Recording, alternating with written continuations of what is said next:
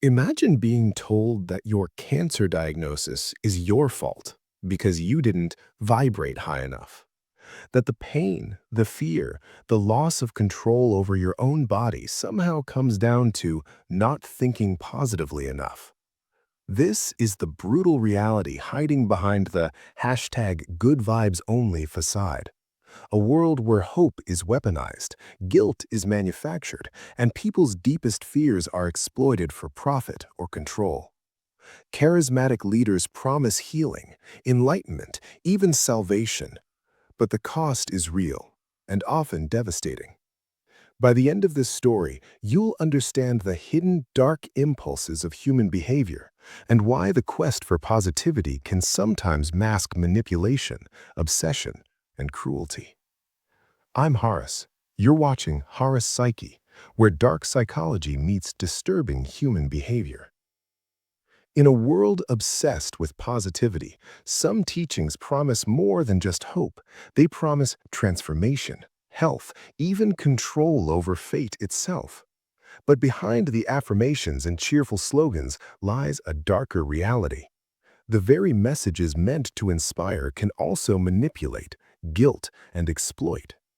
Imagine being told that your illness, your financial struggles, or even your heartbreak is entirely your fault. That if you just think higher, vibrate higher, or manifest better, you could have avoided it. This isn't encouragement. It's a subtle, insidious form of blame, disguised as spiritual guidance.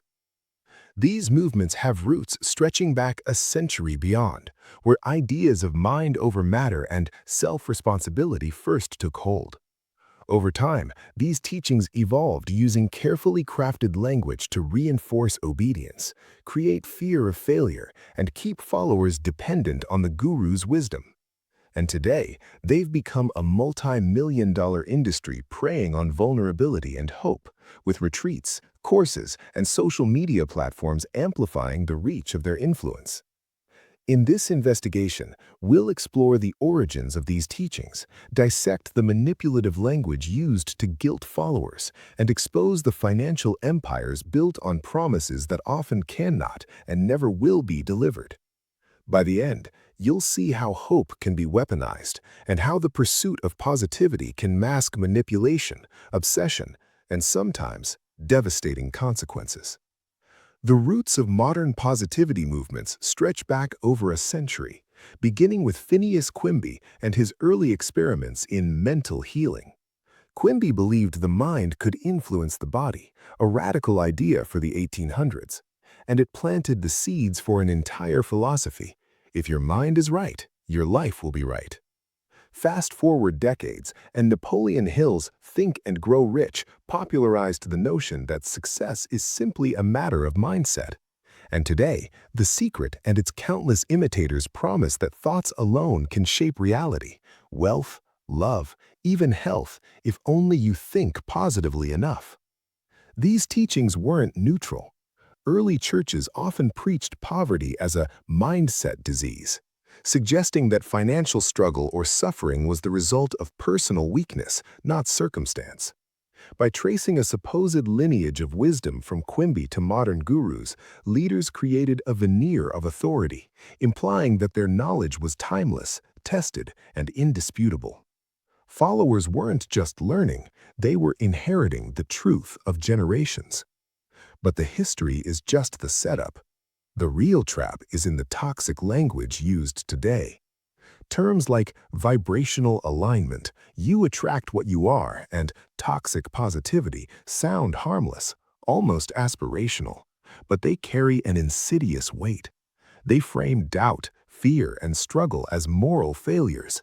They convince followers that if something goes wrong, it's entirely their fault. Take a mother whose child fell gravely ill. Instead of support or empathy, she was told she had manifested the sickness through fear and negativity.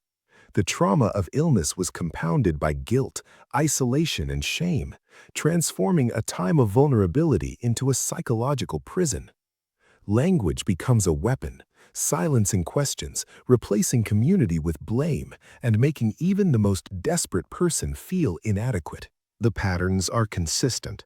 create a lineage of authority, teach that success and health are purely mental, and then weaponize language to enforce obedience. Fear of failure, shame for doubt, and relentless pressure to maintain positivity ensure followers stay trapped in cycles of guilt and self-blame. The allure of positivity has always had a price, but in modern spiritual movements, that price can be staggering, both financially and emotionally. Followers are invited onto a ladder of paid courses, exclusive masterminds, and ascension packages, each promising enlightenment, success, or transformation for a higher fee. It's a carefully constructed system designed to convince people that every dollar spent brings them closer to the life they've always imagined. Take one high-profile manifestation coach, for example. She charged $50,000 for a so-called quantum leap program. Hundreds signed up, convinced they would unlock unlimited wealth and happiness. Months later, many were left in debt, exhausted and disillusioned, their hopes crushed under the weight of unfulfilled promises. Scarcity mindset is weaponized in these spaces. You're told opportunities are limited, that failure to act now will cost you your destiny. Every course, every workshop, every exclusive retreat becomes a lever of control, urging followers to pay more while feeding off their fear of inadequacy. Now for the most crucial part, how to spot this and protect yourself. The line between healthy optimism and cult-like positivity is often subtle, but there are warning signs. Leaders who shift blame onto followers for any setback, who keep financial dealings secret, or who gatekeep access through elitist inner circles are creating systems of manipulation, not empowerment. Community becomes conditional, love becomes transactional, and questioning the leader is framed as failure of spirit. Consider a former member who spent years trapped in such a program. Initially dazzled by the charisma, she slowly realized that critical thinking had been discouraged, support networks replaced with programmed loyalty, and genuine joy traded for performance.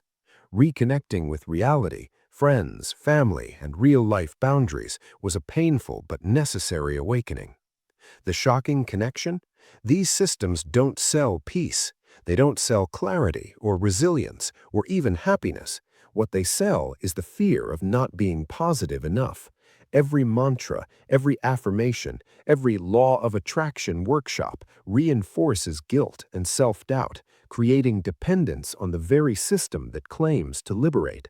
And once that fear takes hold, it's difficult to break free. Understanding this is not just about exposing scams, it's about recognizing how the human desire for control, hope, and meaning can be twisted into exploitation, and how even the brightest, most well-intentioned minds can be ensnared by it. These movements thrive on the universal human desire for control, hope, and a better life. They cloak manipulation, guilt, and greed in the language of spirituality, making exploitation feel almost sacred. Followers are told that failure is their fault, that doubt is weakness, and that the only path to fulfillment is through obedience and payment. Next time you see someone preaching positive vibes only, look closer. Watch for the blame, the hidden fees, the subtle isolation hiding behind the smile.